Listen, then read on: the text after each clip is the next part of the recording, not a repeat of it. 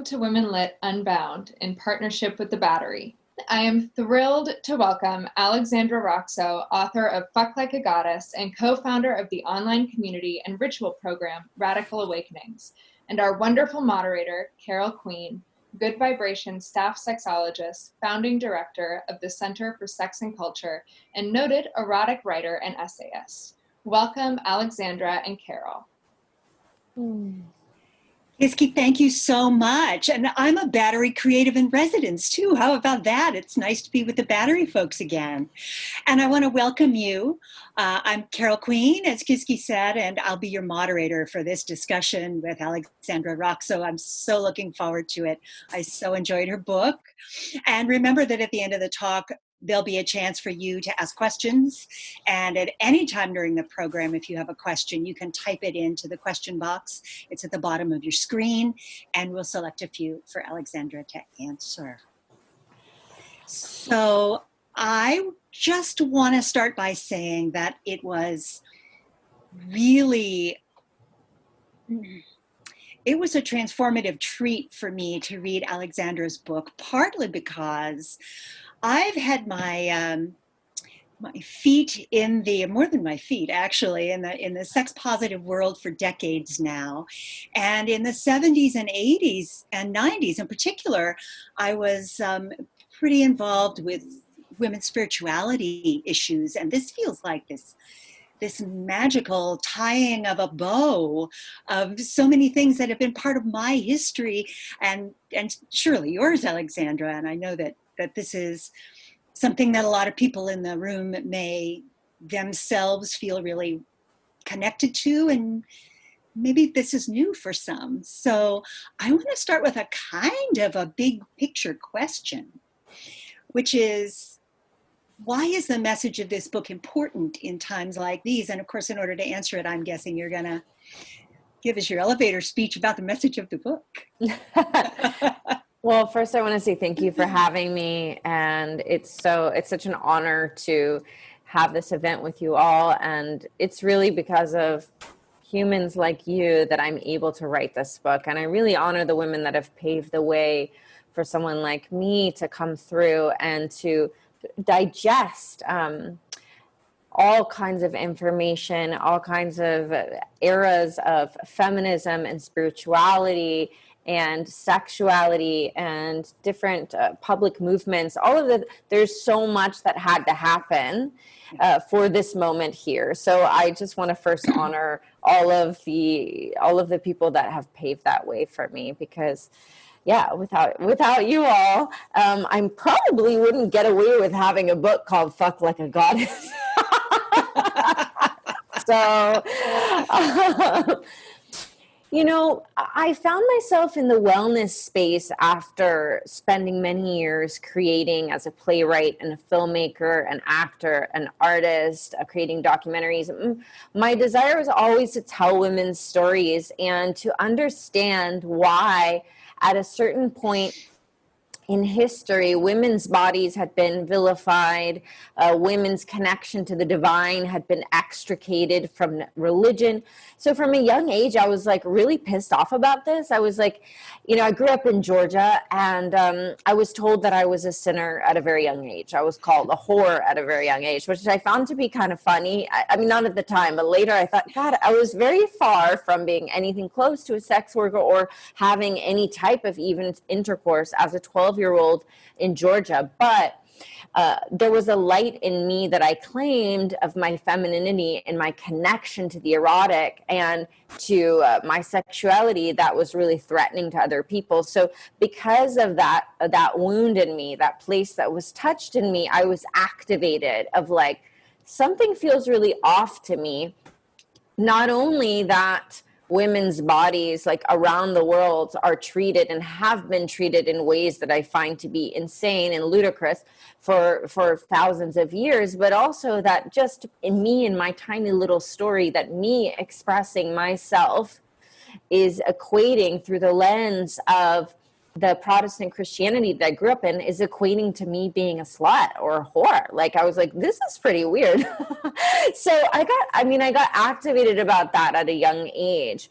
And then over time, it didn't stop. You know, I continued to hear other women's stories, to read about people in different countries, women in different countries, their experience with their bodies, their femininity, how that tied into the relationship with the divine.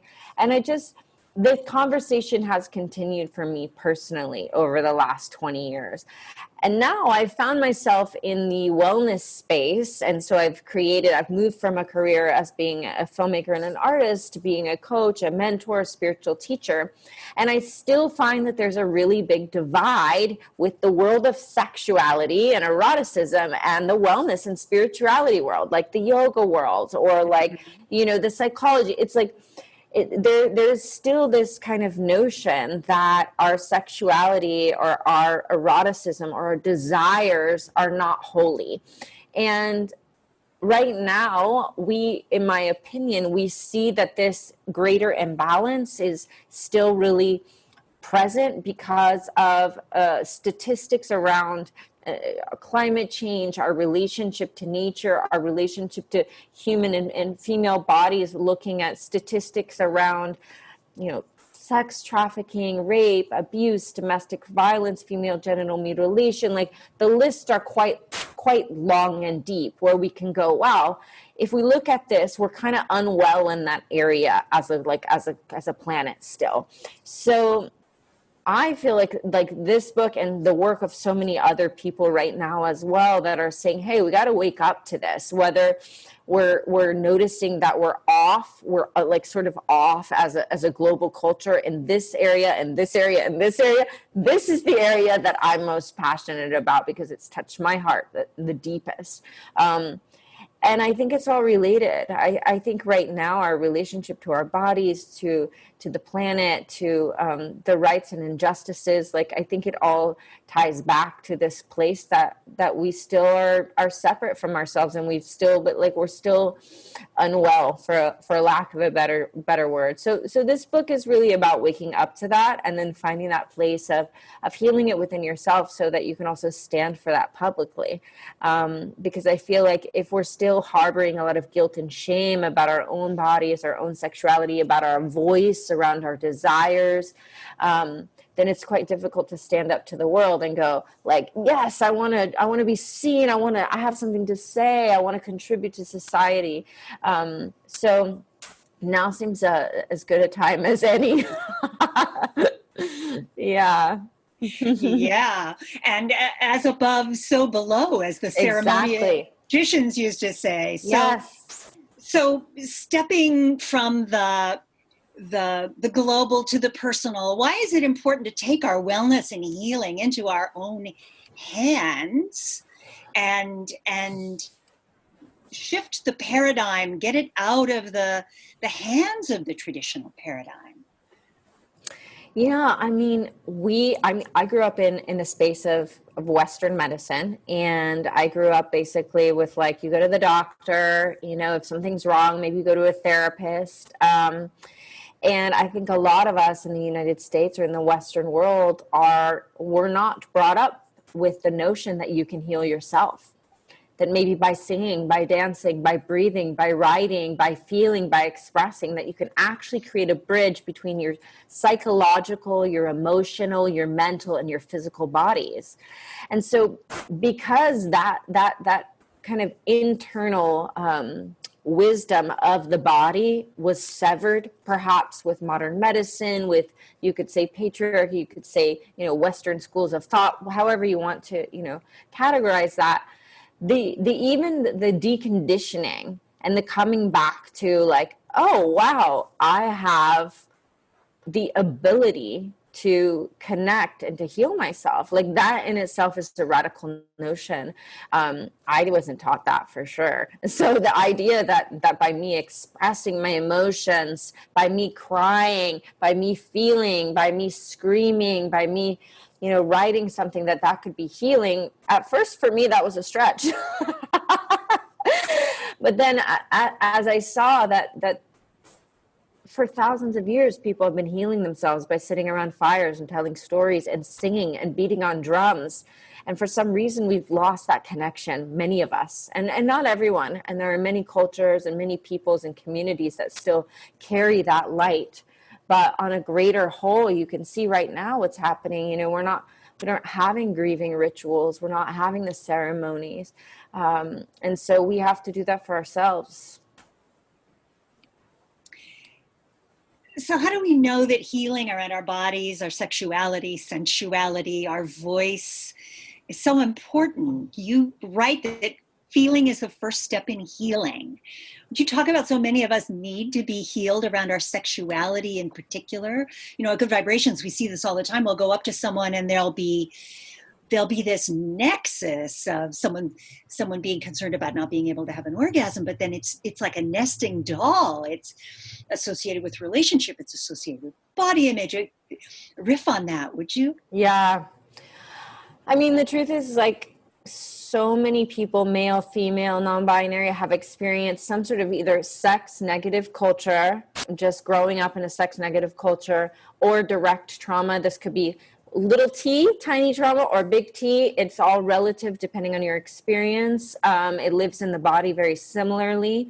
So you have those things, and you also have just conditioning. You know, you have programming from culture, from religion, from all of these different places. So it's like when we start like you said, like peeling back the layers around our sexuality, there's a lot there. And whether that is like direct trauma or just growing up watching sex in movies that looked a certain way and then attempting to go, wait a minute, that's not how it looks when I do it. Like, I don't sound like her, you know, like I'm just like, blah. And so it's just, it's such a journey. It's such a journey when we consider this huge part of our humanity, our sexuality, that has been something that we like put behind a closed door. We turn off the light. We don't talk about it over dinner, you know, like, unless we're in certain very progressive communities. But even in very progressive communities, I've gotten in trouble for talking about over dinner. So to me, there is still this thing where it's like, we can be kind of progressive on a whole, but I think that the way, specifically in the United States, that sex is visible in media is very specific still. And it's gone from like, puritanical to then exploitative. But a book like mine, the title is blocked on Facebook and Instagram, so I can't even say it there. So I can't even say the word sex in a Facebook or Instagram post, but you can watch many TV shows where there's like pretty brutal rapes. So it's like, we have a lot of healing to do, in my opinion. And you don't have to sort of stretch far with the mind to go, oh, okay, yeah, like there's stuff there. Yeah, I want to just read out a little bit of text that I think this riffs right into. You wrote, sexual shame can prevent us from living a healthy sex life, first and foremost, which is one reason to face it. But we often bring it to other areas of life too. Our repressed sexual shame can show up in friendships, as jabs at friends who may trigger something in us. It can show up as menstrual cramps, IBS, self-confidence issues. Sexual shame is often an elephant in the room in today's world. And also you write about running the sexual shame app under all the other stuff and how it saps energy from, I don't know, the smartphone of our universe. I don't. Yeah. I mean, think about it. If you have certain desires that you've been repressing for so long because mom said it was bad, dad said it was bad, religion said it was bad, whatever, and you've sort of been pushing those down for 10, 20, 30 years, that takes a lot of energy to push those down. So I say you're like running an app all the time because a part of you is going, no, get away from me, desire, right? And then that can turn into shame, like, oh, I'm ashamed that I'm kinky, or that I am like queer, or that I just have this certain, particular desire that's taboo. So the amount of energy it takes to sort of push it away, and then that turns into shame, like, oh, something's wrong with me, it's a very, very draining. It's very intense. And so, but to walk around our lives not accepting ourselves and thinking there's something wrong with us in this place of our humanity that is it's like the nexus of our humanity, because it's where we came from, the energy of creation. So if that part of us is like unwell and holding all that shame and guilt, then it does get projected onto other areas of our lives. It's just, we can't separate it. We can't go, oh, let me just take my sexuality and like put it over here and just like, I'll come back to it later. You know, just that part of our health or our wellness is related to all the other parts. And we do see that, I believe, you know, in say our menstrual cycles, like I said in the book, or with any sort of gastrointestinal issues, that over time, the repression, the sort of holding in of your feelings or your truth or your desires creates pain in the physical body. And there are incredible trauma and embodiment therapists and psychologists who have direct scientific information that relates this, that shows that there is a link between our psychological states and our physical states. So, you know, to me, the sexuality piece is a big one. And if you think about all the people in the world who are repressing their desires and ashamed and guilty, and how that might come out as rage or brutality or violence, it's very clear that that's something that we need to work with. And obviously, whoever's here on the call, you're probably not, I don't think, one of those people.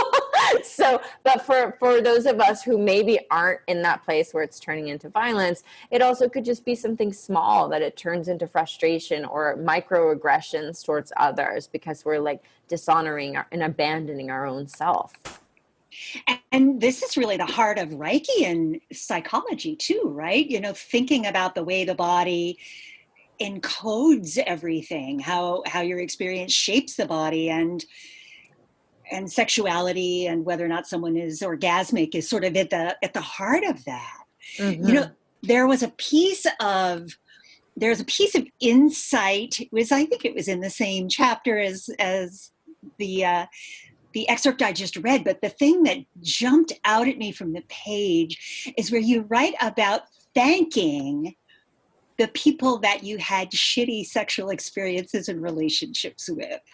Like, you so rarely get that perspective. Some of us come to it ourselves, of course. Many of us don't. Would you say a little bit about that? And how do you get to the place where that even seems like a possibility for you? Well, okay, so this is where I'm going to bring in some of the spirituality piece to the conversation. So, yeah. You know, in ancient tantric Buddhist traditions, for instance, there are practices where you sort of, and this is not just in that particular tradition. In alchemy, there are so many different spiritual traditions where you take the most terrible things, the deepest wounds, and you really attempt to transform them into a gift. In alchemy, you would say, okay, I'm going to turn, you know, shit into gold, right? So it's the same sort of principle in a sense. It's like, how can I take the energy that's generated from this experience, like energy, right? Pain, frustration, sadness, grief, and how can I take that energy and transform it into something beautiful? And actually then be grateful, right? That energy was a catalyst. Like if you were in a science lab and an alchemy lab, you would have this like energy of pain or shame that then you use as a catalyst to create something else. Now it's a problem if you don't use it for anything and it just sits and it festers and it stews away. But for me, part of my sort of life's work, I'm like, oh, okay, cool. Like this thing happened to me, or I was a part of this experience and it was really painful, but how is that pain going to now fuel me to make art, to tell stories? I'm not going to stay in the victim mode.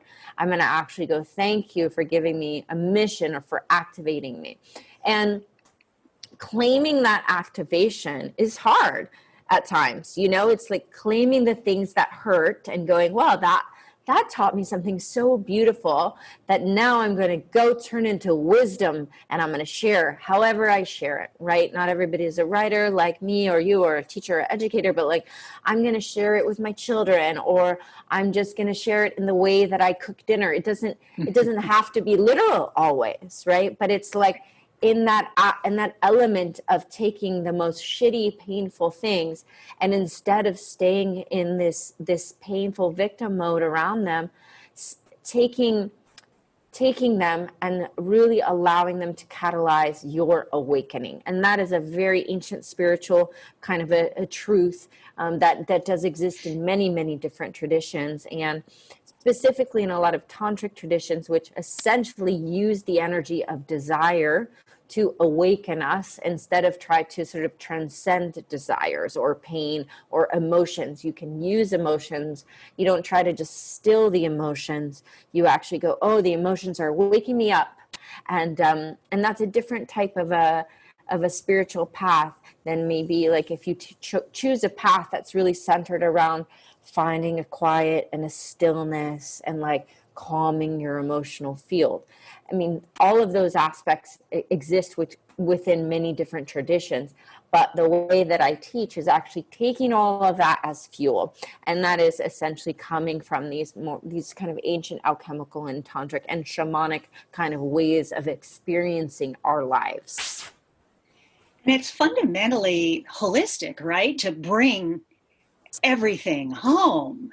There's something about, we were talking about the way that shame and a particular vantage on sexuality or lack of access to a more comfortable vantage about sexuality, we seek to cut the sexuality off and put it over there, right? But the same would be true of negative feelings of all kinds. And I'm reminded of how much you talk about each person's story being so core to them. Like, it's not that we're just floating along in a society where everybody is having much the same experience. No, each one of us is having our own specific and unique experience, and we can't embrace ourselves fully if we can't embrace our story. So your own story is magical. Your own story is something that you work with. I want to ask you, what do you say to all the people who can only imagine a story about partnership? I hear that so much. How do you recenter the self when the society that we live in doesn't make that space, especially for women? I mean, this is related to the sexuality piece too, because that's where the sex is supposed to go, isn't it? Right. Partnership and also the you complete me trope and not my other half trope. Could you talk about that? Yeah, it's such a big one. I feel like that's a story that many people are rewriting and fighting for, in a sense, right? Like, we come from there's like the 1950s kind of relationship that maybe like my grandmother had, where she didn't really get to live out maybe her wildest dreams. And I then, in turn, because of she and my mom's work, I get to write a book, make a movie, travel, etc., with a lot of hard work and a lot of labor. But I had those opportunities, and I had the opportunity to choose not getting married at 20, right? Like, I could have, and I've chosen not to. I've chosen to make a movie, make documentaries, travel, go to India, go to Nepal, heal myself, do plant medicine ceremonies, work through my sexual trauma, work through my childhood trauma. Like, all of that is a tremendous privilege. I also worked my butt off the whole time, multiple jobs, cooking, cleaning, cocktail waitressing, you name it. But I had that choice. I didn't have to say, oh, I need a man at age 20 in order to make sure that I'm safe and provided for. And so this is a new narrative, and it's going to take time. We need people, though, that are willing to be at any transformation, personal or collective. There have to be people that step out first on the edge of the cliff. That's as far as we've gone, and go, guys, it's safe. It's safe to choose to not get married until you're 35, 36, 40, 50, or whatever. Like, it's safe. You're still going to be okay. But we need the people, the visionaries, the pioneers, to step out on the edge, and not just step out on the edge, but to broadcast that, to say to others, hey, you know what? I've chosen to not have children. Like, one of my friends, she's incredible, and she talks about this publicly. She's like, I love that I've chosen to not have children. That is a taboo thing for a woman to discuss, and or to say, I've chosen to actually to birth my creative babies before maybe a physical human baby. But this change is, I just think it's going to take time. Now, it continues to get programmed into us with the media, because the media is still being run by the very mainstream paradigm, right? So that's another thing. We need storytellers to go in, and they are, and it is happening. It just takes time.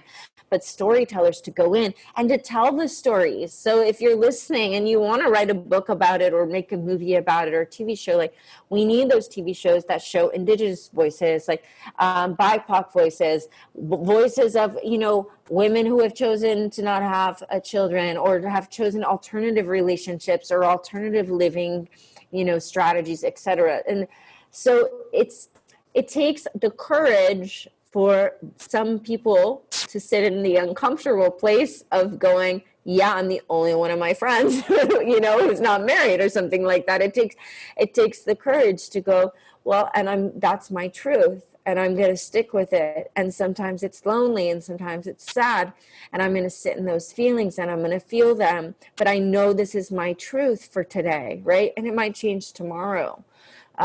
So it takes courage. And I really feel like my book has this, I hope more than anything, that it gives people like courage. It's not about me. I don't have the answers. Sorry. So don't buy my book if you want answers, but if you want a little dash of courage, I think it'll give it to you. Because that's, I think more than anything, it's like the courage to live our own truths, whatever those are. And yours might be weird and funky, and live it, you know what I mean? Like, so I think, like, to really answer your question, for people who choose alternative partnership or not making the choice to be in a traditional marriage, it is going to be a space of more discomfort, because, you know, you are going to be like invited to the weddings. People aren't going to, you know, like I had a book come out, and I've sent gifts to all my friends' weddings, and it reminded me of like a Carrie Bradshaw in Sex and the City, where she's like, I don't know if you guys remember this episode, but, you know, she was like, you know, I've sent baby shower gifts, I've sent wedding gifts to all you guys, and I have a book coming out and nobody cares. And then she like sent an invitation, like, I got married to me or something like that, send me a gift, you know, and it had a little bit more to do with a pair of shoes. But it reminded me of that recently. It's just like, yeah, the value in our culture is still, you know, even in very progressive communities, there's still this conditioning around, you know, marriage and kids being the most important. And I would disagree with you just a little bit about not having any answers in your book, because one of the things that really strongly comes out to me is the encouragement to reassure readers that they most likely have the answers, and particularly if they go into themselves. And, you know, it's like when you first go to therapy and you're like, oh, I really need this therapist. Something's going on. I need this person to tell me what to do, to guide me. And basically, the therapist will guide you to know what the answer is that is already living inside you that you haven't brought out and looked at and acknowledged yet. So I feel like the processes that you outline in the book have that power. Yes.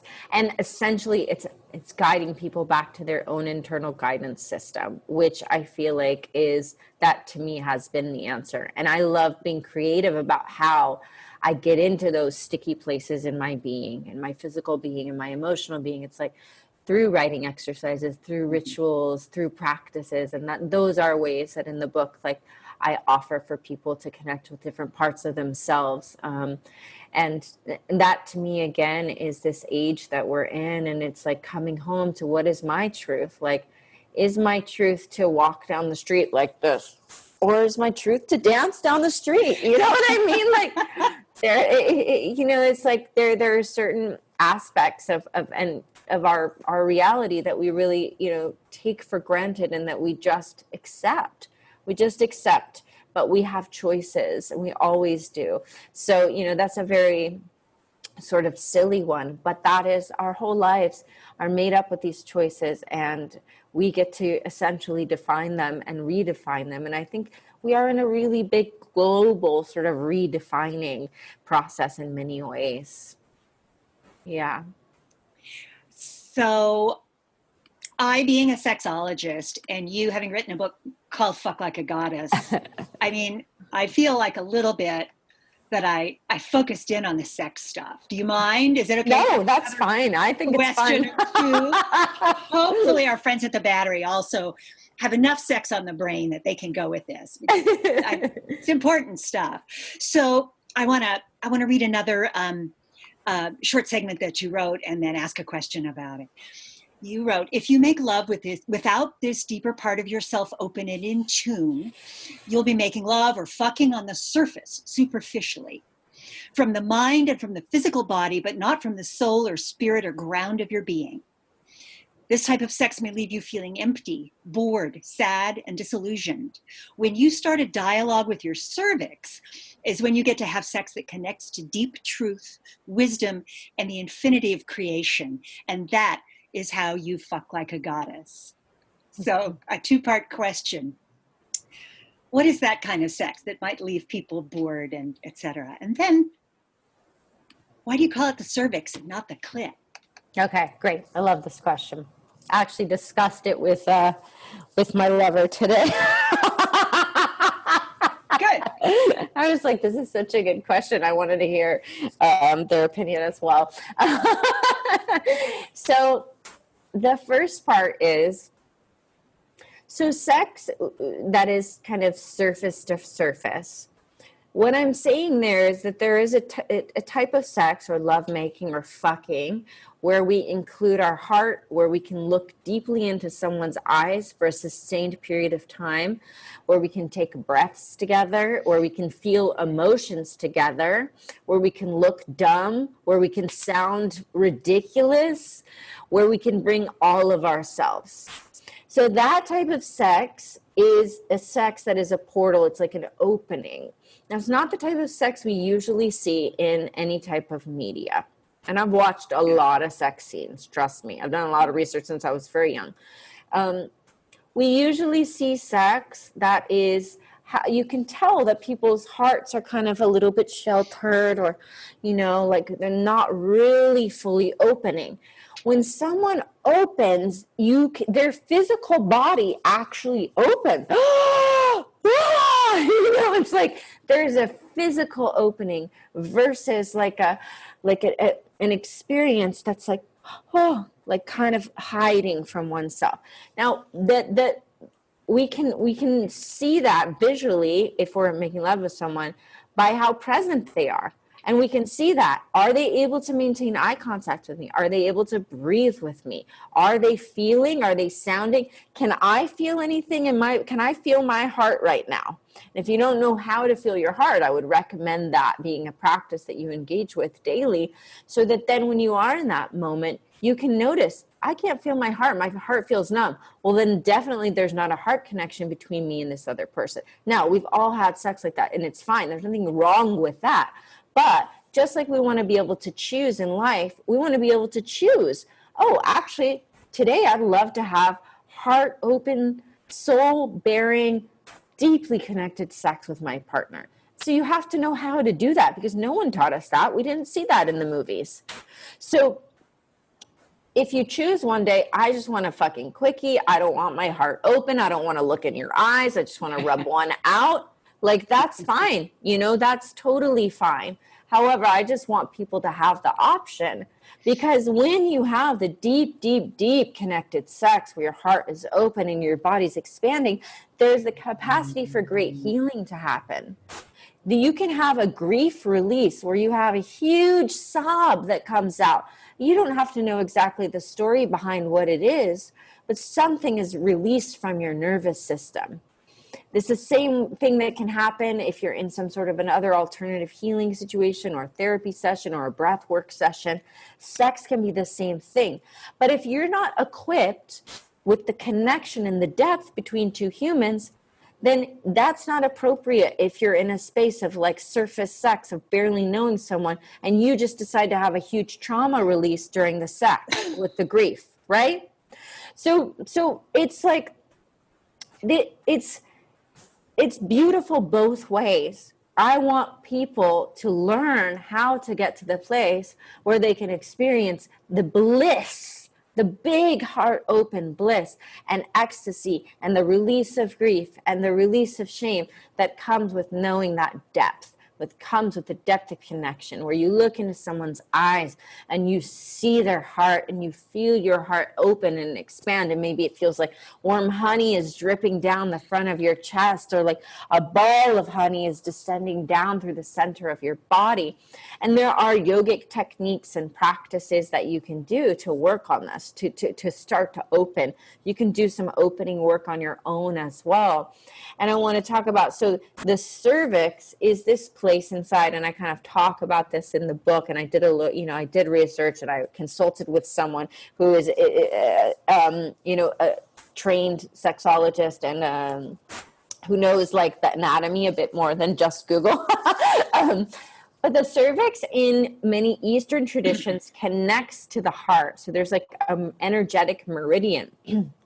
So sometimes when like the cervix is touched during intercourse, it can feel really tender. And if you touch it too fast or too hard or too quickly without it kind of being opened or dilated or softened, it can be very uncomfortable. And it can also create an emotional response really quickly. So in certain traditions, certain Eastern traditions, tantric traditions, this space, when you do connect with this space, you learn how to work with this space, it's where you can have the orgasms that are really, really big and really juicy and really deep. You can also have those with the G-spot, with the clit. You can have them many, many different ways. And clitoral orgasms, because the clit is like on the external part of the body, it's easier. We've been taught to just to do that more readily in society with vibrators, right? With the clitoral orgasm, and you probably, you can say more about this than me, but from my experience of it, there is a tensing that happens, and there is like a bit of a contraction that happens in the body, and like, oh! With the cervical orgasm, there's this like opening thing that happens. Both are great. I like them both. I want all of them. I don't want to throw one out, but I do want women to be able to experience what it's like to have that deep cervical orgasm that like opens you in this way to this divinity that moves through you. And I recommend in the book using a crystal wand, which is like, it's kind of like a dildo, but it's, to me, like beautiful. It's they have them made of crystal or jade or onyx. And just getting in there and getting to know where the cervix is with that, and starting to do some work on your own. And oftentimes a lot of emotions get released in that process.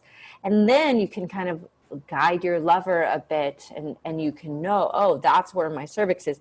Oh, I'm starting to move into cervical orgasm. Is that what I want? It's probably going to open my heart. There might be some feelings there. Do I want to go there with this person? So there's a whole kind of breadth of experience there that for me is really important and enriching for us to understand about our bodies, which I didn't get that information in Sex and the City. Or sex ed either. I mean, No.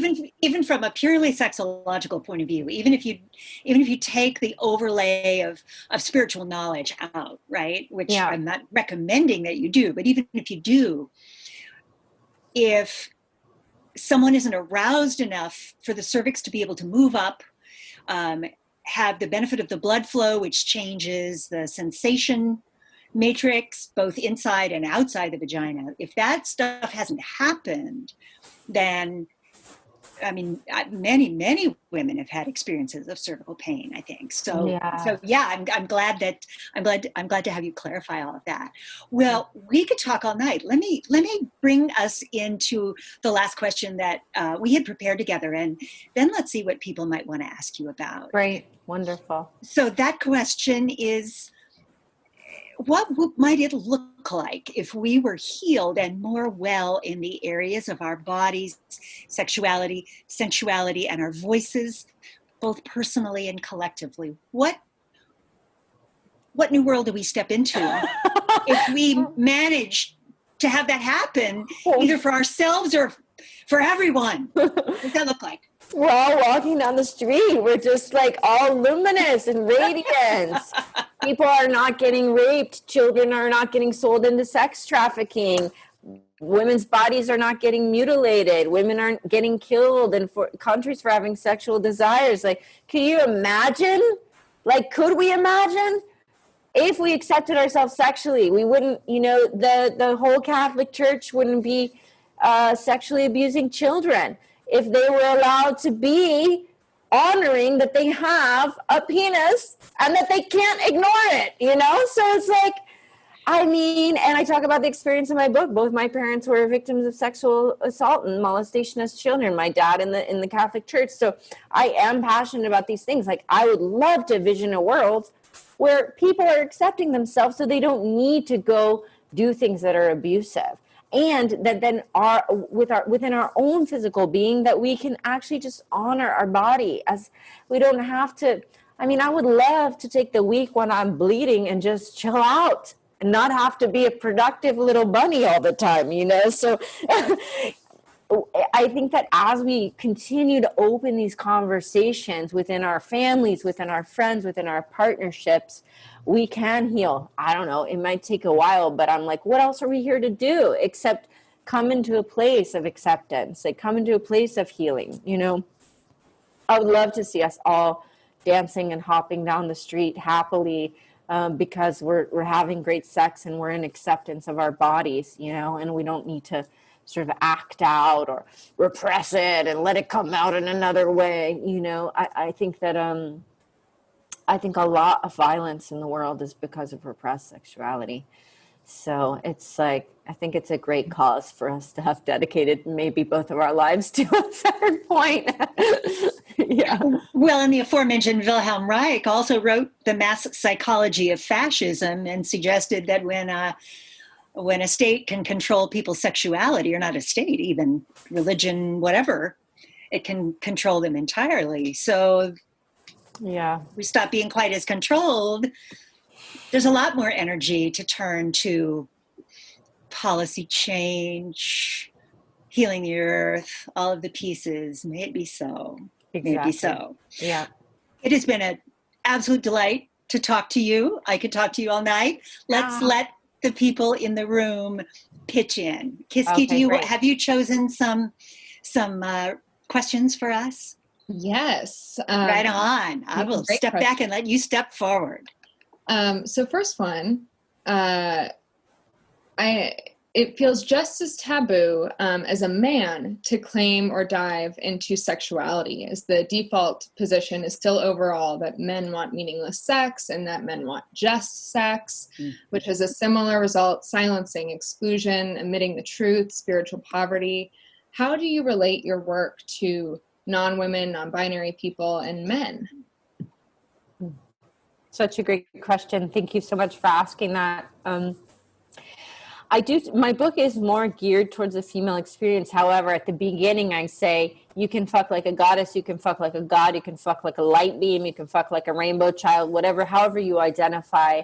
And I do talk about in the book that regardless of your, chosen gender, assigned gender, how you express your gender, that the archetypal feminine qualities are those that all of us can cultivate and reclaim, that have been drained out of the collective narrative and thrust into the shadow. So I do think that work is important for everyone. And, if we had longer, I would go into like, what are those different archetypal textures associated with the feminine? Why do we call it feminine? Is that essential? Those are all choices, but I think you get what I'm talking about in that sense. So in the book, regardless of your gender, you can still do the work around getting to know these pieces of the collective psyche, the collective unconscious and conscious, to use some sort of Jungian terminology, because we all have it. We're all tapped into those. We all have these internal places: internal masculinity, internal feminine, internal sense of structure, these different archetypes that live inside of us.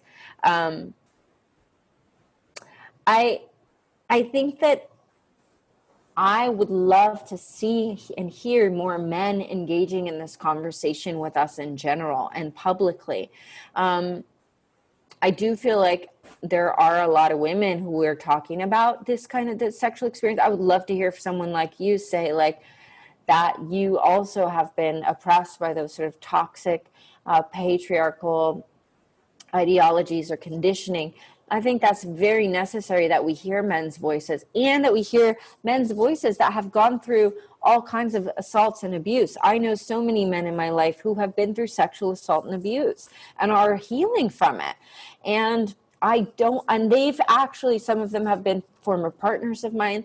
They have come into the healing around it later because their connection to their emotional selves is again conditioned by the dominant reality. And as women, we have more leeway in terms of our emotional connection to our emotional selves. So I think that this is a place where, yes, my book has a lot there for you. You can dive in and get all kinds of things, and regardless of gender. And I do talk about that in the book. Even if you don't have a physical womb or a physical cervix, you can still connect to that feeling of what would it be like to have this empty part of your sort of physical vessel, and what you could create from that, and just holding that space, even in a meditative way.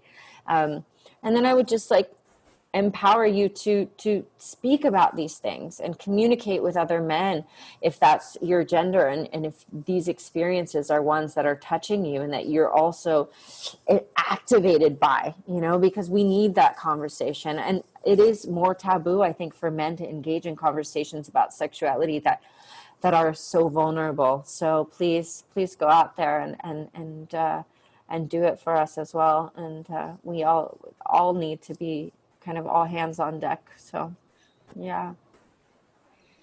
Yeah, that's amazing. Thank you. So this is a fun one that I think actually maybe both of you could answer. Sex during COVID. How can you be safe and responsible right now? Do you want to start with that one, Kara? Sure.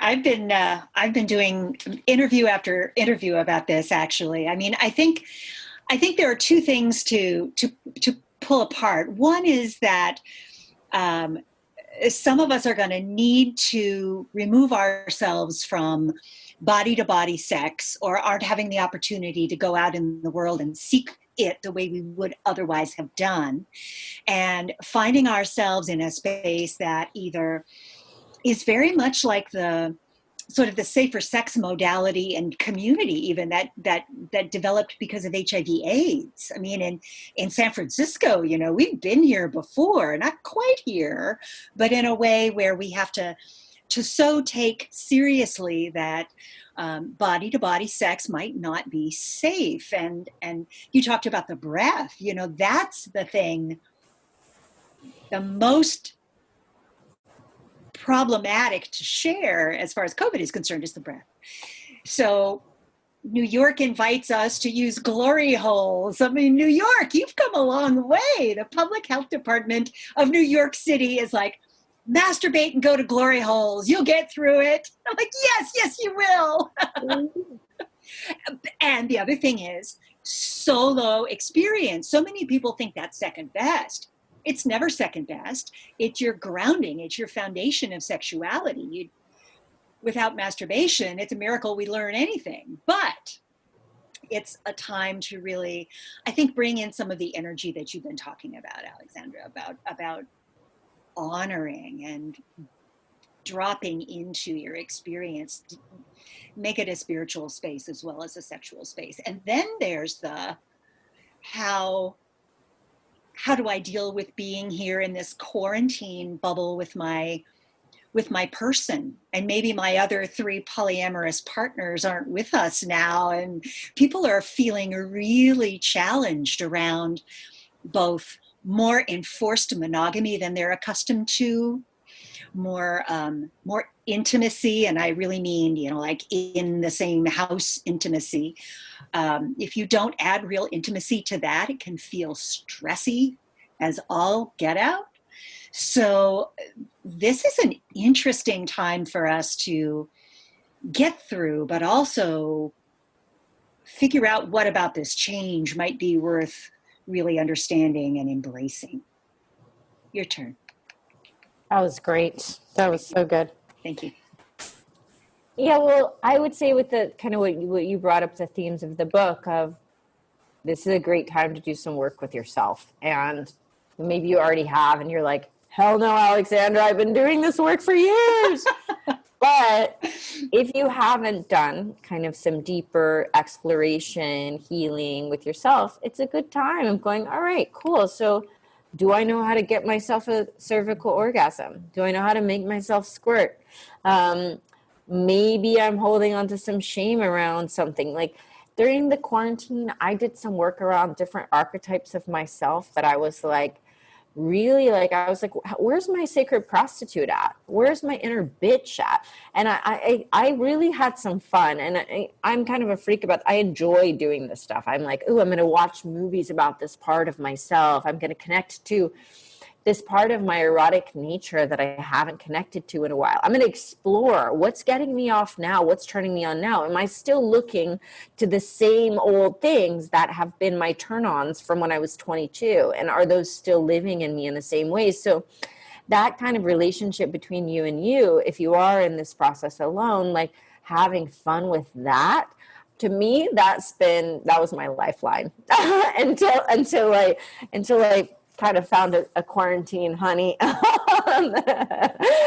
who's been very safe. And so we, kind of entered into that space together. But doing those 4 months at home alone and really diving into those spaces with myself was really, really healing and really good. And in my book, I have some great exercises like around sexual inventory and around kind of looking at different parts of our own sexual desires, and you can have fun with that space as well. So I would say taking that time and enjoying it and looking at it as like a refresh for yourself. Not that that's not going to, we all want to be touched, and self-touch too. I'm rubbing my leg right now, I just noticed, because self-touch, I massage my feet every night before bed with oils. Like I put myself in a bath, I massage my body.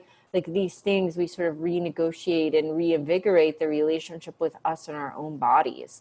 And then by the time a partner comes into that, you're fucking juicy. You're like, I'm in a great relationship with my own sexuality, my own self-pleasure practice. I know my desires, my eroticism. Like, so anyway, have fun. Yeah. Oh, that's great. I love that. So sort of in a similar vein, can you provide more resources, books, other sex positive teachers, spiritual teachers, to talk about getting to know your body, more details about sex, how to have great orgasms, squirting, all that good stuff? Well, again, Carol, you might have, I have some too, but you're really deep in this zone. Well, why don't you go ahead and let me think a little bit. I was going to actually ask you a really similar question, and I stopped it for time. So thank you for the psychic person who pulled it out of the universe. Okay, great. So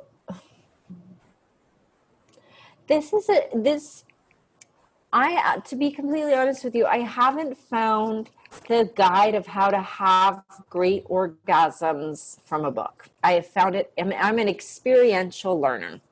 In life, I'm the type of person, you tell me that it hurts to put your hand on the fire, I'm going to put my hand on the fire and I'm going to experience it, and then I'm going to know.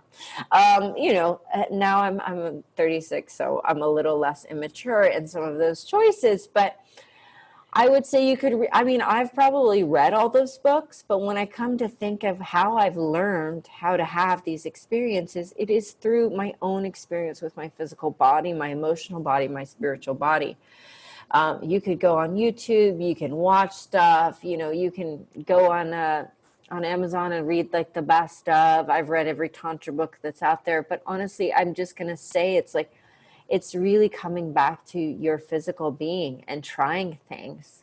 To me, I also, I know that's not probably your favorite answer for me to say, like just feeling into your own body.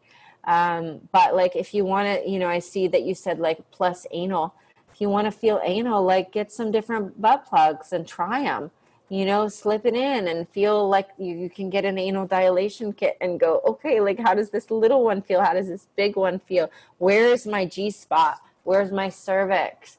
How does it feel when I stroke my clit soft? How does it feel when I do it hard? What happens when I add breath work? What happens when I, you know, playing with yourself and enjoying that process?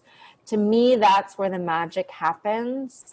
And that's just how I've learned. And I know, again, that's probably not the best. I also was in a book called Morgasm by Toys in Babeland, and there's like 10 pictures of me naked in it from when I was 25. They're really cute and funny. I'm like holding a vibrator, and that book is a very entry level but really sweet book.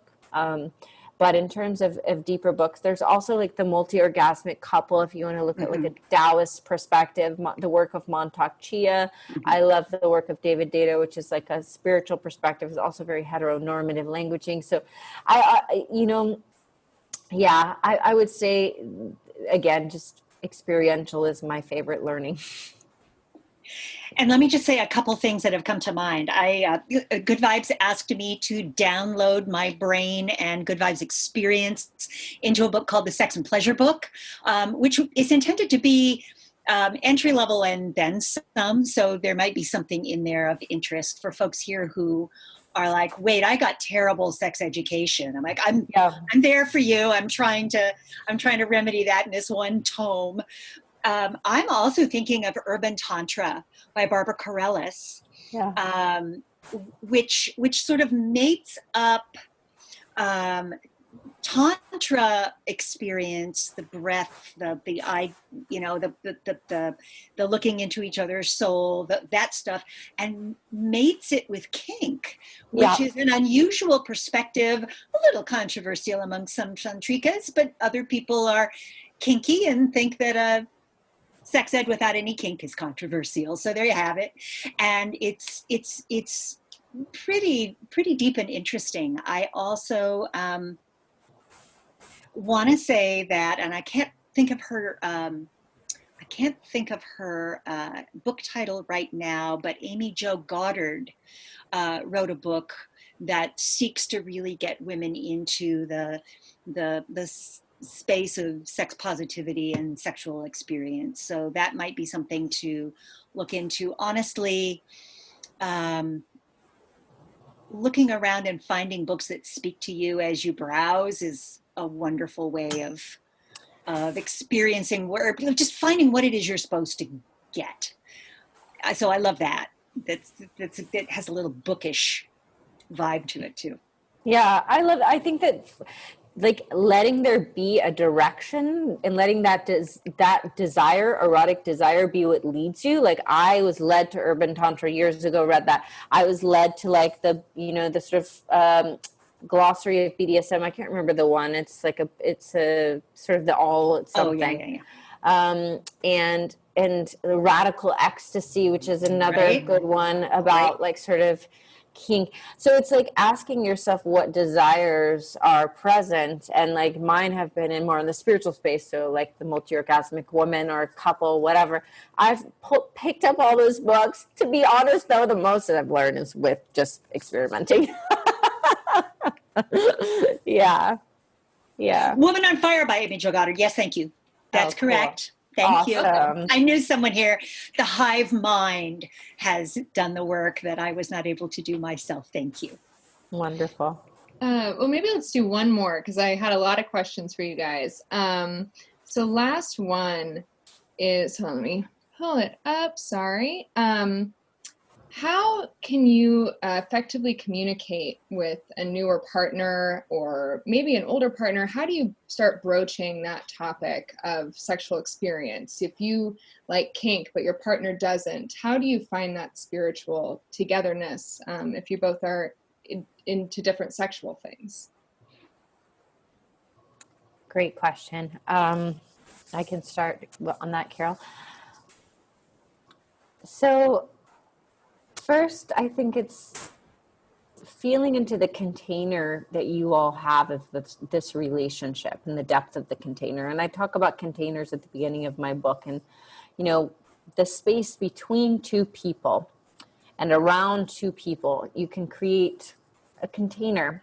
Without like a pot, we can't boil water, right? So we can't like heat something up. We can't create a transformational process. So for me, to have a container between two people, there have to be certain agreements, right? Like what, to know what this relationship is between two people. So for me, before I would bring in kind of what are my desires, what are my traumas, what are my hard yeses, my no's, was my daily practice, I would want to really make sure that there was a container that felt deep and trusting between me and another person. For me, sometimes that takes space and time, so that might take a few months before I feel like I want to share my sexual traumas or my deep desires. Like some people, they might feel like on the first date there's enough depth of trust between two people to share those, so that's really preference. And again, for me, that decision lives in my body. So I want to make sure that I'm connected to my breath and my body when I make that decision, and I'm not just coming from my mind. My mind is always ready. My mind is ready to tell you everything I've done in my sexual history. Is my body? No. If I breathe into my body, I'm not going to say publicly in front of all of these people all of these things. So that is a very important link. If you're not embodied in that moment where you're like, just like, this is my desire, da, da, da, da, da, you might find yourself with a real big vulnerability hangover. You might find yourself like wanting to like sort of numb out and just drink, or, you know, do something to like, oh my God, I can't believe I said all that. So creating that container of trust, really feeling into your body as to when the right timing is to disclose that information, and then creating a safe space when you do feel ready to disclose that information. So it's like, hey, I feel really ready to talk to you about, or I'd love to share with you about some of my desires. Is that something you'd be open to receiving?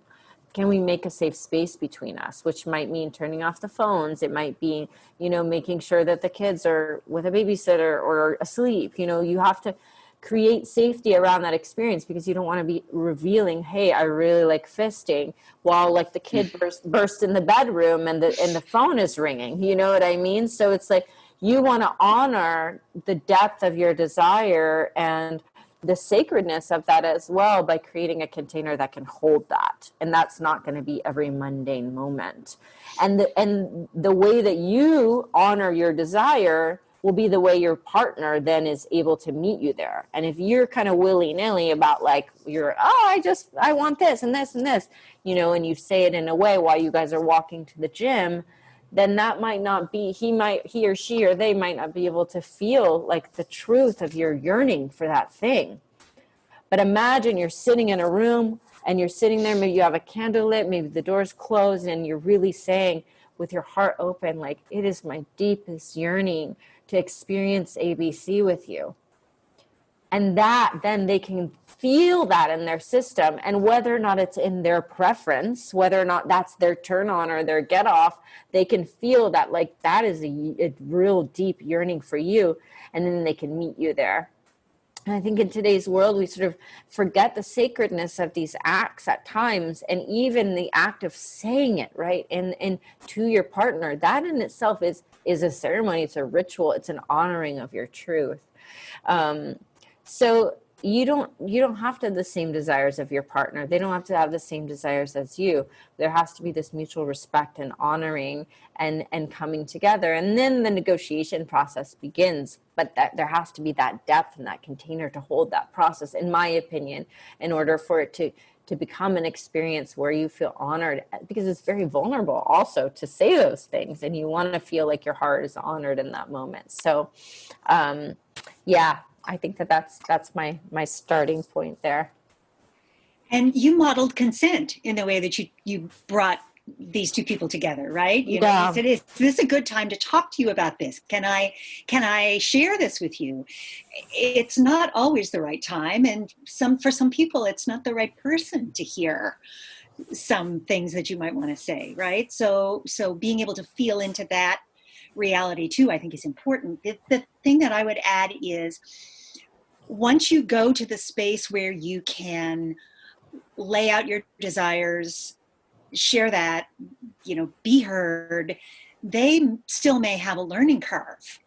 And that's when you figure out, is there a book to read? Is there a workshop or set of workshops to take? Are there things on the internet? Now, the internet there's everything in the universe is on the internet. Let's not treat porn as our sex ed. I think you referenced that earlier on, Alexandra, right?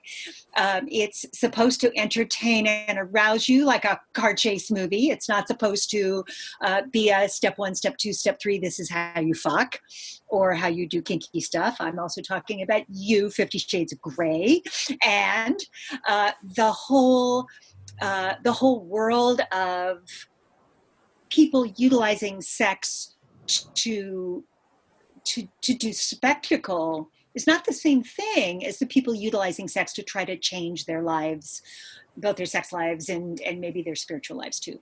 So if you can share that insight with somebody and then take it slow or script an encounter and get their buy-in and have them do it exactly the way you want it or try, they'll know from that whether or not they have part of themselves that can be lit on fire by the experience and really have that desire come from themselves to meet you, which is, of course, fabulous when it happens. But there's lots of ways. There's lots of ways to go to desire. Lots of ways. I had a wonderful friend, Stephen Brown, years ago, who was a sex surrogate, who said about safer sex, if there's only one thing that gets you off and you have to stop doing that thing because it's unsafe, that's pretty awful. You have to stop the thing that gets you pleasure and joy. If you had 126 things, it wouldn't be such a big loss. So I'm just encouraging everyone to find their other 125 things. Yes. Oh, that's so good. Yes. Stephen, a wise person. Okay, we could talk all night. Thanks again, Alexandra Roxo, for joining us here in this space, to the Battery, and all of you who are participating for partnering on the event.